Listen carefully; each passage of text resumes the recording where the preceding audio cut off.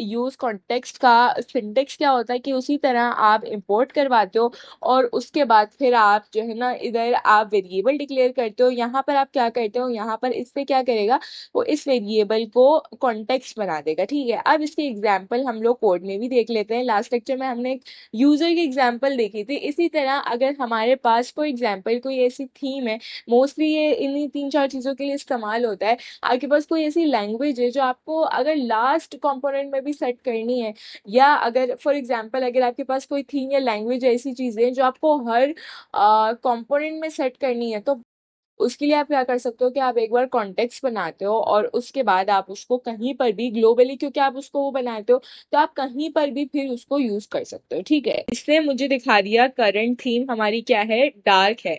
मतलब वो आपको विजुअली नजर नहीं आ रहा, जैसे मैंने आपको बताया, क्योंकि हमने CSS तो ऐसा यहाँ पर कोई अप्लाई नहीं करी है। आप चाहो इसको और मजीद विजुअली भी अगर आप देखना चाहते हो तो फिर उसके साथ उसकी CSS अप्लाई होगी। बाकी अभी जो चीज़ हमें देखनी थी वो यही थी कि अगर देखो यहाँ पर अब क्या हो सकता है कि आपका कोई भी कंपोनेंट में अगर आपको कोई चीज यूज करनी है, तो आपको उसके लिए स्टेप बाय स्टेप उसके नेस्टेड कंपोनेंट्स में, मतलब उसके पेरेंट कंपोनेंट्स में से होते हुए नहीं आना पड़ेगा। आप डायरेक्टली भी कोई भी डेटा शेयर कर सकते हो, प्रॉप्स आपको मैन्युअली नहीं लिखने पड़ेंगे। तो ये कुछ फर्क होता है।